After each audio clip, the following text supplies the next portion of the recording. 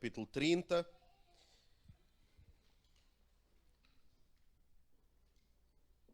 Primeira de Samuel, capítulo 30. Eu dei este nome à pregação, mas eu depois... Não, vamos abrir o povo. Quando for para pôr lá, eu digo, tá?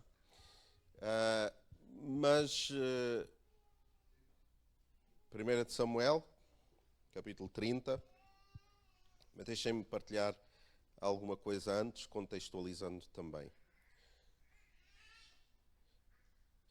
Os irmãos sabem que o que nós fazemos à sexta-feira, na escola bíblica, nas quartas em comunhão, que agora nós juntamos como parte da escola bíblica, e ao domingo, é partilhar a palavra de Deus. E nós, quando partilhamos a palavra de Deus, nós temos a certeza que ela é viva e eficaz, e ela pode muito em seus efeitos, desde que nós tenhamos a capacidade de prestar atenção, não só no momento em que a palavra está a ser pregada, mas depois também.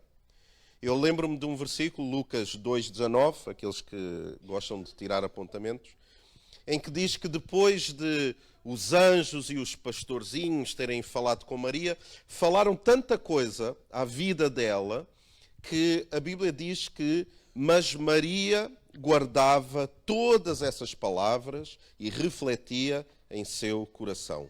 Ou seja, aquilo que ela ouvia, aquilo que ela ouviu, ela não deixou ao ar livre, por assim dizer, ela não deixou ao critério de outras pessoas, ela guardou o que ela ouviu. Ou seja, ela protegeu o que Deus falou à vida dela através de outras pessoas. E isto é um incentivo para nós também. O que nós ouvimos, nós temos que guardar no nosso coração. Se nós colocamos isto ao escrutínio daquilo que acontece nas circunstâncias da vida, etc., nós vamos perder isso. Mas Maria dá-nos este exemplo que ela guardava no seu coração o que ela ouvia daquilo que lhe era dito. E sabem, a palavra de Deus sempre atrai conflitos. E é importante que isso aconteça. A palavra de Deus, quando ela é semeada no nosso coração, isso vai provocar conflitos. Nem que seja conflitos connosco próprios.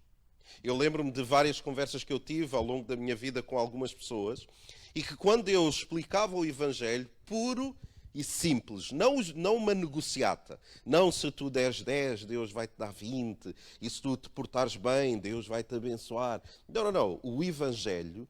Há pessoas que, no momento em que eu estou a partilhar o Evangelho, eu noto que há um incómodo no coração das pessoas. Há um conflito. Que é quando nós dizemos, não, com Deus não há meio termo. Ou nós lhe damos tudo, ou Ele não aceita absolutamente nada. Com Deus é tão importante nós levarmos as coisas de Deus a sério, que Ele próprio diz, se tu não me amares mais a mim do que tu amas a tua própria família, tu não me podes servir, tu não me podes seguir. Então a ideia daquilo que é dito sempre vai provocar em nós conflito. O próprio Simeão, depois de abençoar Jesus, ainda bebé e Maria, ele diz assim, Simeão os abençoou, Lucas 2,34, e disse a Maria, mãe de Jesus, eis que este menino, ele, Jesus, está destinado tanto para ruína de uns, como levantamento de outros em Israel, e para ser alvo de contradição. Ou seja, as pessoas quando têm acesso a Cristo, isso tem que provocar nas próprias pessoas uma contradição, que é, então quer dizer que a minha noção de vida, a minha consciência, a maneira como eu olho para a vida, está errada e Cristo está certo. Então existe sempre uma batalha para conquistar o nosso foco. Eu vou-vos dar, querem um exemplo prático? Mais prático do que isto. A nossa menina que agora está a sair, que é uma bênção, ela é uma bênção. Ele e o Daniel fez anos também. Isto é uma alegria. Mas a menina está a ir embora.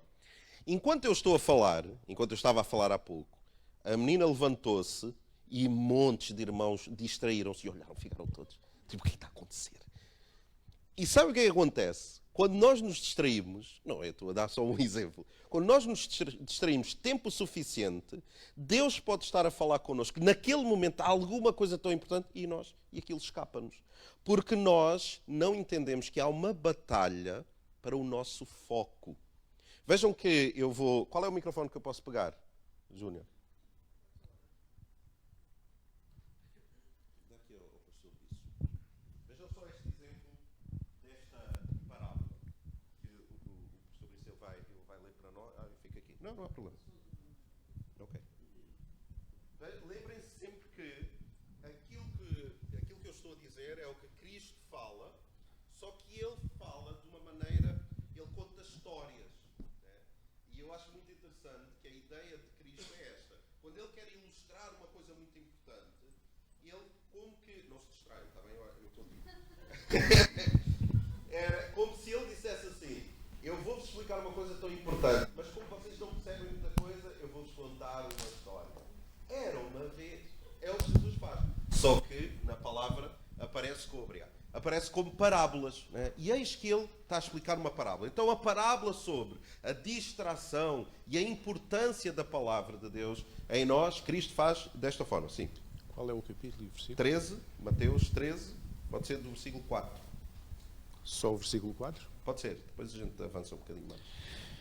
E quando semeava, uma parte da semente caiu ao pé do caminho, e vieram as aves e comeram-na. Ou seja, a semente é a palavra. A semente é aquilo que eu estou a partilhar com os irmãos. É a palavra. O problema não é se a terra é boa ou a terra é má. A palavra, a semente é que é boa. A semente é sempre boa. Só que aqui Cristo está a dizer que, enquanto o semeador semeava, o que acontecia? Vinham os pássaros e comiam a semente. Que é o que acontece na nossa vida também.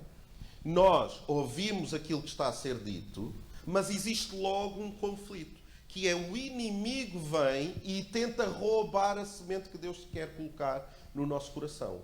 Agora vejam no versículo 9. Quem tem ouvidos para ouvir, ouça. O 9? Sim. É só isso que diz o 9? É. A palavra de Deus é incrível. Se calhar é o 8, caiu em boa terra. Diz-me o 8.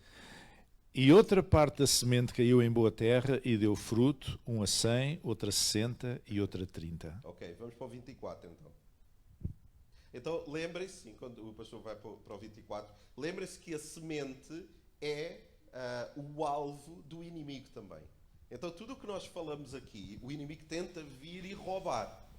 E quando ele não rouba, ele tenta fazer outra coisa, como diz no 24. Isto é de certeza. Propôs-lhes outra parábola, dizendo: o reino dos céus é semelhante ao homem que semeia a boa semente no seu campo. Sim. Mas dormindo os homens, veio o seu inimigo e semeou joio no meio do trigo e retirou-se. Ou seja, se o inimigo não consegue roubar a semente daquilo que Deus coloca... Ouçam com atenção a isto. Se o inimigo não consegue roubar automaticamente o que Deus está a falar à nossa vida, o inimigo vai lá e planta outra coisa para competir com aquilo que Deus está a falar. Se Deus diz assim: tu és profundamente amado, e o inimigo não consegue roubar essa certeza do nosso coração, o que ele faz é ele planta uma outra coisa, que é: pois, tu és amado, então porquê é que isto está a acontecer na tua vida? Tu és aceito por Deus. Pois, tu és aceito por Deus, então porquê é que isto está a acontecer na tua vida? Ou seja, se o inimigo não consegue roubar as promessas e as convicções que Deus quer derramar no nosso coração, então o que é que ele faz? Ele planta outras palavras, outro tipo de convicção, para que haja uma competição entre o que Deus diz e o que o inimigo diz. O 26, eu não sei se já leste o 26. E quando a erva cresceu e frutificou, apareceu também o joio. Ou seja, ao mesmo tempo que aquilo que Deus fala connosco cresce, tenham a certeza do seguinte: o joio, as nossas próprias palavras, o que nós acreditamos sobre nós próprios e a vida vai crescer ao mesmo tempo. E isso é uma regra para todos nós. Mas o desafio hoje, e eu em 25 minutos, mais ou menos, o que eu gostava de partilhar com os irmãos, lembrem sempre que vai ser Deus a falar através da palavra dele, e nós vamos sair deste lugar e o inimigo vai começar a colocar outras coisas a crescerem ao mesmo tempo. E o desafio é o seguinte: é nós darmos mais valor àquilo que Deus diz. É nós darmos mais valor à semente que Deus colocou e não tanto à semente que o inimigo coloca, e ele coloca com toda a certeza. Agora sim, vamos para a 1 de Samuel, capítulo 30, e deixem-me contextualizar. Isto é uma história sobre Davi, muito rapidamente. Davi, ele foi rejeitado pelo povo, ele foi rejeitado e perseguido pelo rei da sua nação. Então Davi faz uma coisa interessante, que é, ele foge, ele mais um exército que ele tinha, e ele vai oferecer-se ao inimigo. Ele vai lá para o pé dos filisteus, etc, etc, e ele diz, olha, eu já não concordo nada com as coisas em Israel, epá, eu quero fazer parte aqui da vossa tribo, do vosso povo. Davi, que era de Israel, torna-se um traidor da pátria. Literalmente, ele trai a própria pátria e vai para estar debaixo da proteção dos inimigos do povo de Deus. Este Davi, que nós chamamos, porque a palavra diz isso, que é um homem segundo o quê? Segundo o coração de Deus. Tornou-se um traidor da pátria. Não só um traidor da pátria, como ele mente ao rei que o acolhe. Este rei, que é um inimigo do povo de Deus, acolhe Davi, e Davi, quando vai fazer guerra, sabem contra quem é que ele vai fazer guerra? Não é contra o povo de Deus. Ele vai fazer guerra contra o próprio rei e os inimigos de Deus. Ou seja, é assim uma confusão, e o rei tem muitas conversas com Davi e diz, olha, mais ou menos assim, Davi, tu és mesmo leal ao nosso povo? Ou tu ainda és leal lá ao pessoal de Israel? E ele diz, não, eu estou contigo até ao fim. Ou seja, ele durante 14 meses, o homem segundo o coração de Deus é um mentiroso. Ele mente aquele tempo todo, manipula o rei e manipula aquele povo todo, só porque ele não sabe bem o que fazer. Portanto, os homens de Deus, todos que estamos aqui, nós não somos caracterizados, ou limitados, ou reduzidos, ou definidos pelos nossos erros. Nós somos definidos pelos nossos acertos e pela convicção e intenção do nosso coração. Porque nós vemos em Davi uma pessoa que errou muito, e ainda assim Deus olha para ele e diz, este homem é segundo o meu coração. Não é que ele não erre. Eu não sei quanto aos irmãos, a mim é um alívio eu pensar assim, então eu não estou, como eu acho que foi a Filipa, quando ela estava a cantar, acho eu, que estava a dizer que nós não temos que ser perfeitos para estarmos na presença de Deus, para entrarmos na presença de Deus. Nós podemos errar, e todos nós erramos, e ainda assim Deus olhar para nós e se agradar de nós. Porque mesmo nos nossos erros, nós podemos ter o coração no lugar certo. Mas, entretanto, Davi vai ter com o inimigo, ele entrega-se, ele começa a cooperar, supostamente, com o inimigo, e eles vão para uma batalha. Só que os capitães daquele povo começam a dizer ao rei, olha, nós vamos para a batalha e Davi vai connosco contra o povo que era o povo dele. É melhor ele não ir, porque ele...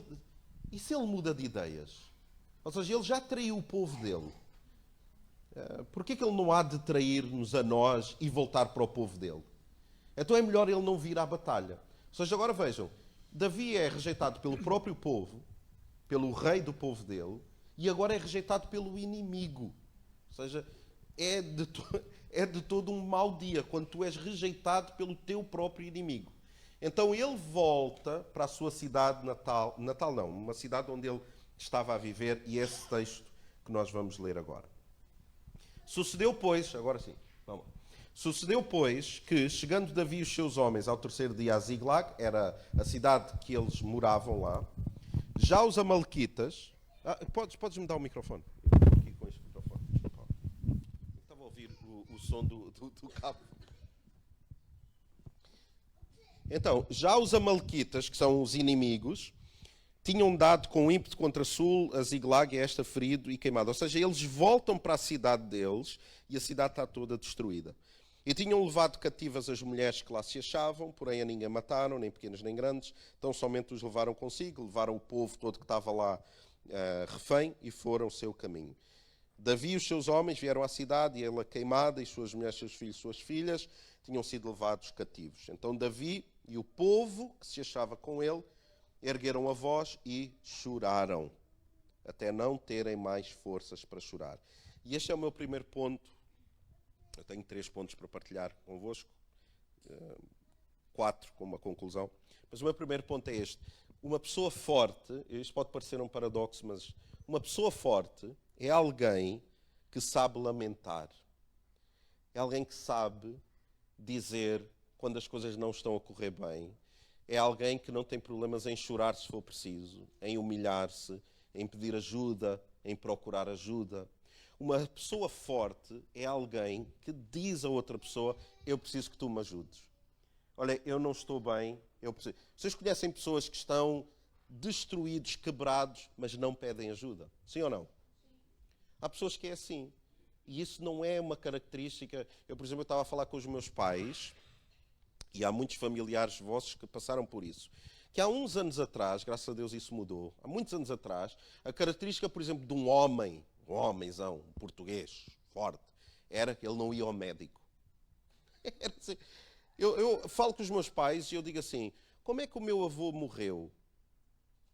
Não, porque ele tinha um problema de saúde e ele não era muito de ir ao médico, ele não gostava. Porque ir ao médico, ou seja, como se ir ao médico fosse sinal de quê? De fraqueza. Não, eu não vou. Morreu. Ou seja, questões que podiam ser trabalhadas, resolvidas, não. Os avós, os bisavós, morreram, muitos deles, simplesmente por teimosia, e que é do tipo quase que é homem, até aquelas pessoas, homem que é homem não chora. Eu acho que homem que é homem chora quando é certo chorar, não tem problema isso. Não finge que está tudo bem. Então, esta ideia de que alguém forte é alguém que procura ajuda, é alguma coisa que nós temos que desenvolver. E eu dou graças a Deus que a nossa comunidade, a nossa igreja abençoada, agora vocês dizem a Ana concorda, vamos sentar de novo então. A nossa igreja, que é uma comunidade muito abençoada, é caracterizada por homens com H grande. Porque eu já tive a oportunidade de ter algumas conversas com alguns homens desta igreja onde eles pediram ajuda e não tem problema. E disseram: alguma coisa, eu não estou bem nesta situação, eu preciso de ajuda. Então que isso seja contagioso, que nós possamos pedir ajuda quando nós precisamos. E foi o que eles fizeram. Eles choraram, ergueram a voz, não é só erguer a voz para o vazio, eles sabiam que Deus os ouvia. Então alguém forte é alguém que sabe lamentar. Versículo 5. Também as 2 mulheres de Davi foram levadas cativas. Ele tinha 2 mulheres, a gente não vai discorrer sobre isso, mas o pastor Brices, na próxima aula da Escola Bíblica, vai explicar estas coisas. E depois ele diz quem são as mulheres.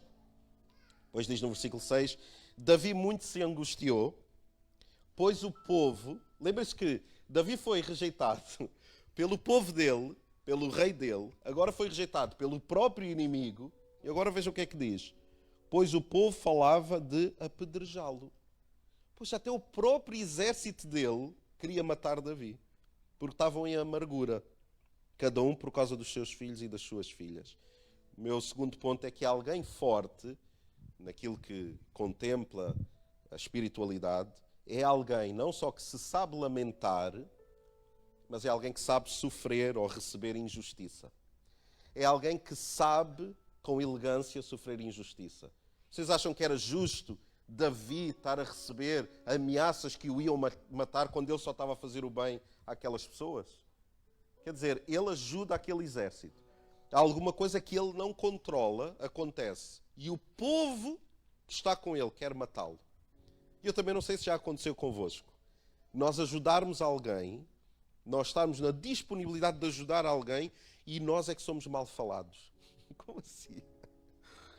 Nós temos desejo de ajudar alguém, nós estamos a dar a nossa vida por alguém e essa pessoa maltrata-nos.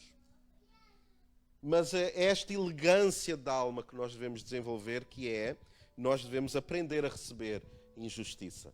Cristo recebeu toda a injustiça e ele teve esta elegância. Que na própria cruz, ele disse o quê? Pai, o quê?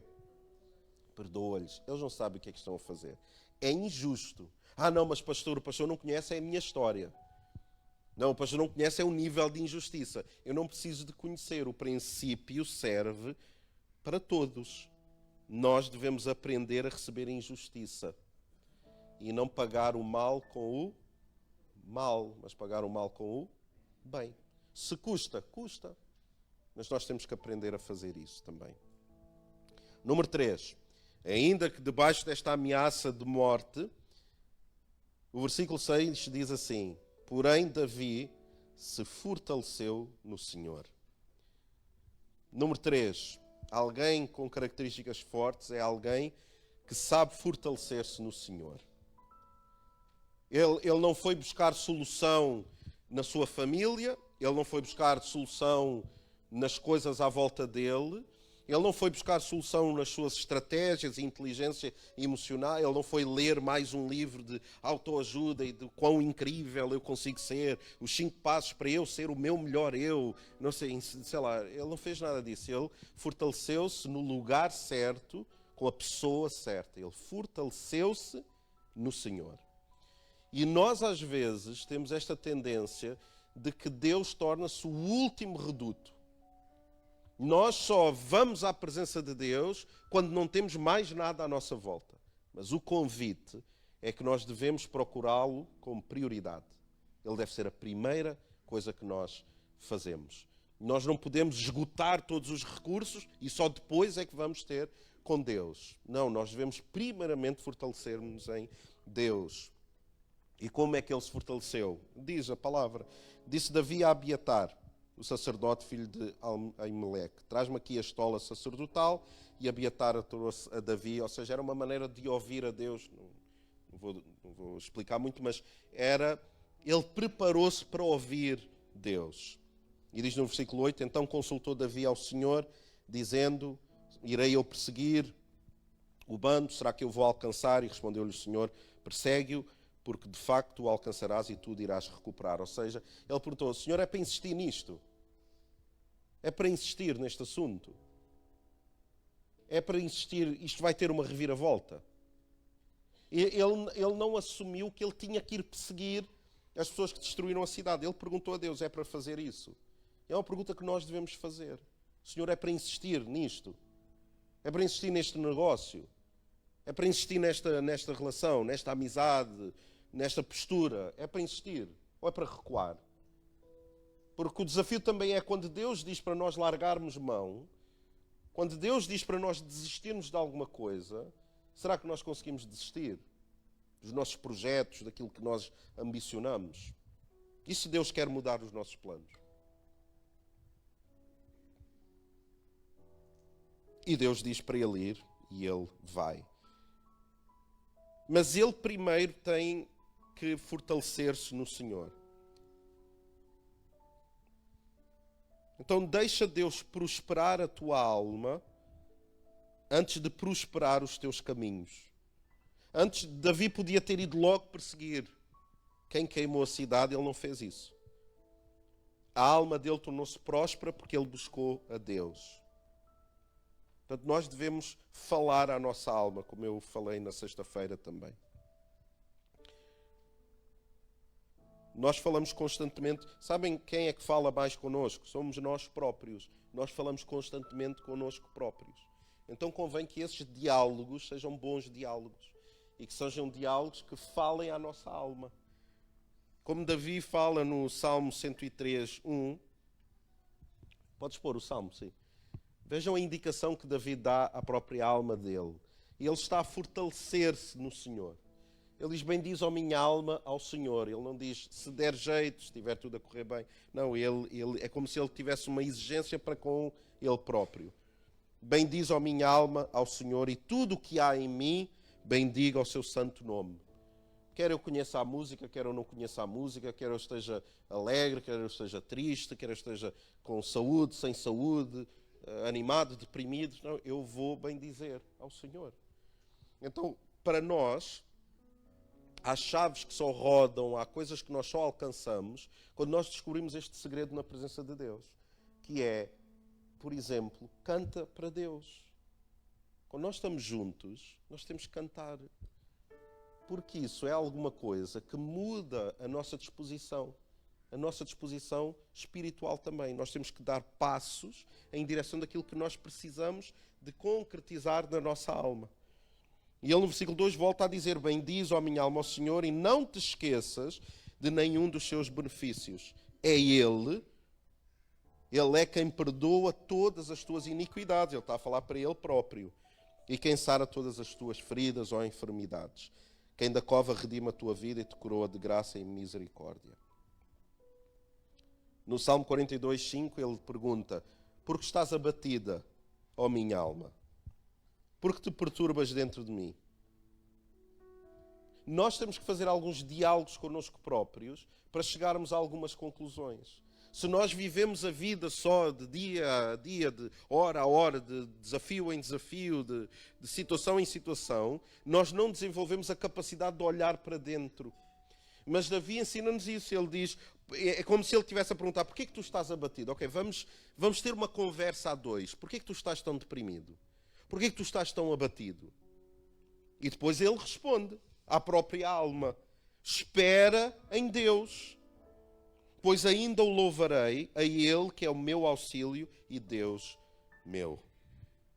E por último, o último ponto é este: alguém forte é alguém que sabe valorizar os outros. Por vezes também nós, no meio das nossas dificuldades, ficamos tão centrados em nós, no que nós precisamos, que nós esquecemos das pessoas à nossa volta. E nós não vemos as necessidades à nossa volta, porque nós estamos demasiadamente focados naquilo que nos falta. Uma das coisas que é importante nós desenvolvermos sempre, e é uma tendência que eu como pastor tenho, que é uma má tendência. Sabe o que é? Quando eu estou aqui, ou quando eu estou lá embaixo, na cafetaria, no bar, sei lá, no cenáculo, como quiserem chamar. Sabem uma das coisas que eu reparo? Eu reparo em quem é que não está. Eu penso assim, por exemplo, o Nuno faltou aqui uns dias e tal, e eu estava de olho: o Nuno está a faltar, vou-lhe mandar uma mensagem: Nuno, faz, não sei o quê. Mas se eu estou muito concentrado em quem falta, eu posso deixar de valorizar quem cá está. Ainda que quem falta é importante, eu tenho que celebrar o quê? Quem aqui está. E nós às vezes na vida também é assim. Nós valorizamos demais o que nos falta e esquecemos de valorizar o que nós temos agora, aqui. Mas esta história ensina-nos uma coisa diferente. É que depois deles começarem, eles foram à procura de quem é que queimou a cidade, para recuperarem as pessoas e o que foi roubado. Mas eles não sabiam quem tinha feito aquilo. Eles nem sabiam para onde é que aquelas pessoas tinham ido, aquele bando que incendiou. Eles não faziam ideia, mas eles foram andando. E no versículo 11 diz assim: acharam no campo um homem egípcio e o trouxeram a Davi. O homem estava doente, estava prostrado, encontraram ele todo destruído, todo arrebentado. Deram-lhe pão, ele comeu. Deram-lhe a beber água, deram-lhe também um pedaço de pasta de figos secos e 2 cachos de passas, e comeu. Recuperou as forças, recuperou o seu alento, pois havia 3 dias e 3 noites que não comia nem pão nem bebia água. Então, ouçam, este homem não tinha utilidade nenhuma. Só que eles, na procura de solucionarem alguma... Ouçam com ouvidos de ouvir isto. Na procura de solucionarem um problema, eles viram um homem que estava doente, sem comer, todo destruído, jogado, e eles não pensaram assim: eu tenho uma missão, eu tenho que fazer isto aqui. Então não importa, esta pessoa precisa... Não, eu tenho uma missão, o meu problema é muito mais grave do que o problema desta pessoa. Não, eu tenho uma coisa para fazer. Não, mas esta pessoa, vocês não têm comida, não têm bebida, não podem cuidar do homem. Não, nós podemos, mas outra pessoa há de cuidar. Eu tenho que ir recuperar o que foi perdido. Eu tenho uma vida para gerir, eu tenho uma família para alimentar. Eles não fizeram isso. No pior momento da vida deles, eles conseguiram ver alguém em necessidade. Então Davi pergunta-lhe: quem és tu e de onde vens? E o moço respondeu: eu sou servo de um amalequita. E o meu senhor deixou-me aqui, porque eu adoeci, ele estava doente, e o senhor dele deixou-o lá. nós demos com um ímpeto contra o lado sul dos Cretitas, contra o território de Judá e contra o lado sul de Caleb. E pusemos fogo em Siglag. Ou seja, ele fazia parte do bando que foi lá destruir aquela cidade. E disse-lhe Davi, tu poderias descendo guiar-me esse bando? E respondeu-lhe, claro, o homem era esperto, o egípcio era esperto. Respondeu-lhe, jura-me por Deus que não me matarás, nem me entregarás às mãos do meu senhor, então sim, eu descerei e te guiarei esse bando. E a verdade é que ele disse onde é que esses homens estavam, o exército de Davi foi lá, recuperou tudo, e ouçam, a chave da vitória de Davi estava naquele egípcio. A chave da vitória de Davi estava naquele homem todo quebrado, que não tinha nada para contribuir para a vida de Davi. E quantos egípcios, quantos homens e mulheres e situações à nossa volta é que nós encontramos, mas nós estamos tão concentrados numa coisa, num problema da nossa vida, e nós não damos importância àquilo. E quem sabe, a chave daquilo que tu precisas que Deus faça está em alguém perfeitamente desconhecido, seja numa oração que tu precisas de fazer por alguém, seja uma atenção que tu precisas dar a alguém que passa despercebido.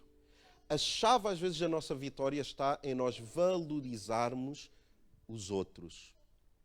Não é nós estarmos tão concentrados que nós esquecemos à nossa volta. Deixem-me terminar fazendo esta pergunta, ou esta colocação. Com quem é que tu te tens preocupado sem ser pessoas que te dizem respeito? Por exemplo, com quem é que tu te preocupas sem ser da tua própria família? Porque a família é natural. Mas com quem é que tu te preocupas que é fora da tua família? Que não te pode fazer nada. Não pode contribuir nada. É isso que nós nos devemos preocupar. É com pessoas que não nos podem devolver nada. É nós orarmos por pessoas que se calhar as pessoas nem sabem que nós estamos a orar por essas pessoas. Então a chave da vitória... Por exemplo, agora com a pastora Suzete, nós ajudamos lá na associação montes de gente. O que é que aquelas pessoas vão poder contribuir para nós como igreja ou para a associação? Nada. Mas há chaves das nossas vitórias que estão nos egípcios que nós vamos encontrando na vida. Então nós não podemos ignorar isso e ficarmos focados demais nos nossos problemas. Só vou-vos convidar a nós ficarmos de pé juntos e vamos terminar a orar, está bem?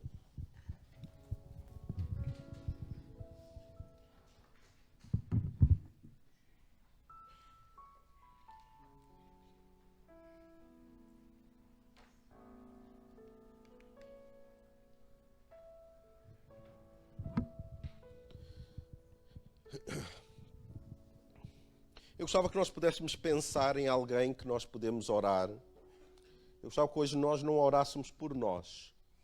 Eu gostava que tu pudesses pensar numa outra pessoa que precise da tua oração. Porque nós libertamos deste egoísmo, pensarmos só em nós.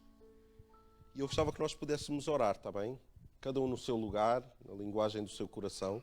Mas eu gostava que tu pudesses pensar em alguém, não é necessariamente alguém da tua família, não é alguém que tu conheces muito bem, sei lá. Por exemplo, vou-vos dar uma coisa que não me diz nada. Eu gosto muito de ir ao Brasil, e às vezes que fui, sou sempre muito bem tratado no Brasil. Mas o Brasil é uma nação abençoada, etc. Eu sou português. Eu amo Portugal assim, os irmãos não têm noção. Eu gosto de quase tudo num país. É assim, eu tenho um amor mesmo pela nossa... Eu gosto disto. Mas quando eu vi aquilo que aconteceu lá no Rio de Janeiro, todas aquelas pessoas mortas, toda aquela coisa, aquilo comoveu-me. E eu lembro que uma das coisas que eu fiz, eu orei. Não tenho nada a ganhar, eu não conheço ninguém. Aliás, conheço pouquíssimas pessoas no Rio, não me diz muito, nunca lá fui, nunca fui ao Rio. Mas eu orei, e é essa forma altruísta que é, ninguém sabe que eu orei, eu não orei por ninguém em particular porque eu não conheço lá as pessoas. Então eu gostava que nós pudéssemos pensar em alguém que nós podemos abençoar com a nossa oração, mas que não tenha muito a ver connosco. Sermos altruístas. E quem sabe, ao sermos altruístas e a pensar mais nos outros do que em nós próprios, Deus não começa a mudar algumas coisas na nossa vida. Pode ser? Vamos fechar os nossos olhos? Vamos fazer isso, está bem? Vamos começar a interceder por alguém, pedir que Deus cure, que Deus resgate, até pessoas de outras nações, vizinhos, pessoas da nossa igreja. Vamos fazer isso, está bem? Vamos clamar a Deus por alguém. Obrigado, Jesus.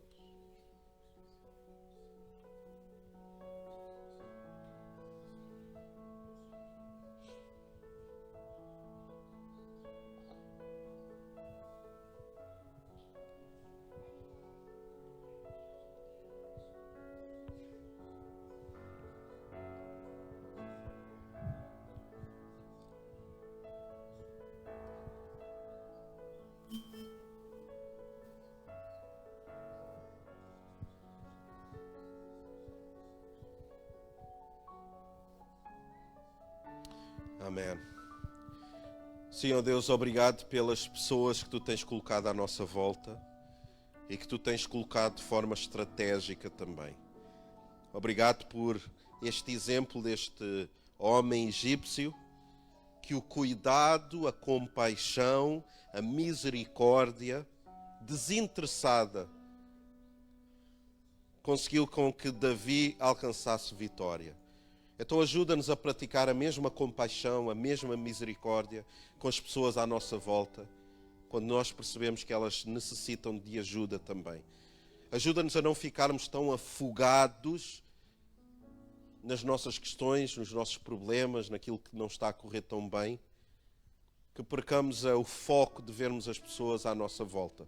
Traz pessoas à existência do nosso olhar, pessoas à nossa volta que nós podemos, às vezes com um gesto, com uma palavra, nós ajudarmos as pessoas também.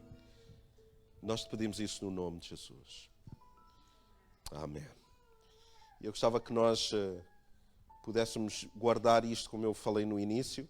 Não permitam que o inimigo, ao plantar outras coisas ao lado daquilo que nós ouvimos hoje, nos roubem da bênção, que é ver os egípcios que estão à nossa volta, que nós podemos fazer alguma coisa. Ouçam, e nós podemos. Nós não somos assim tantos aqui na igreja, mesmo se a igreja estivesse toda cheia, em comparação à população de Setúbal, nós não somos muitos. Mas nós podemos fazer alguma coisa. E nós podemos fazer melhor. Ser mais simpáticos, ter mais compaixão. Deixem-me só contar isto rapidamente. Eu ontem fui com a Ana a um mercado ali no Montijo. Como é que era? Mercado do quê? Mercadinho de outono. É um mercado assim muito sem vergonha. Tinha três barracas. Nós fomos lá para ver 3 barracas. Mas pronto. E eu fui pagar umas castanhas, que também não valiam nada. A porcaria de castanha. Eu comi aquilo, fiquei enjoado. Pronto. E eu gosto de castanhas. E eu estava na fila. E vem três assim, vamos dizer assim, eram 3 egípcias, velhinhas, mas elas vinham devagarinho. Não?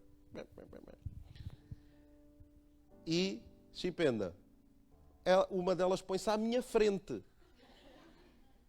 Eu estava na fila e ela põe-se aqui. E depois a Ana veio e a Ana disse, olha, elas estão à tua frente. Eu disse, não, eu estou à frente delas. Eu vi elas a vir. E depois nós aproximávamos e ela quase, não me dava um encontrão, mas estava subtilmente a passar à minha frente. E eu comecei, vocês já me conhecem um pouco, não é? Eu comecei a ferver e a pensar, olha agora. E eu disse, olha, desculpe, eu estou à sua frente. Não, eu não falei assim, espera. Eu disse assim, olha, desculpe. Não foi mais agressivo, não é? Eu disse assim, olha, desculpe, eu estou à sua frente. Cara fechada. Pronto.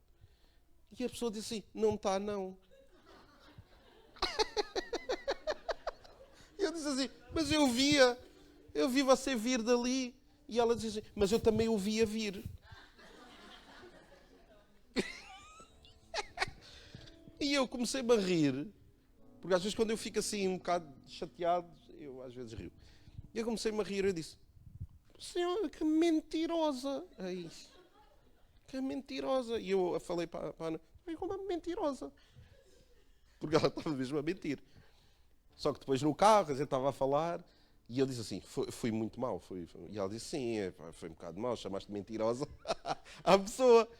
Ou seja, eu perdi a oportunidade de ver naquelas 3 velhinhas, 3 egípcias, que eu podia ter dito assim, olha, eu estou à sua frente. E ela dizia, não está, olha, fica à vontade, olha, dê cá um abraço, olha, eu vou-lhe pagar, é o que é uma fartura, você quer uma fartura, eu vou-lhe pagar.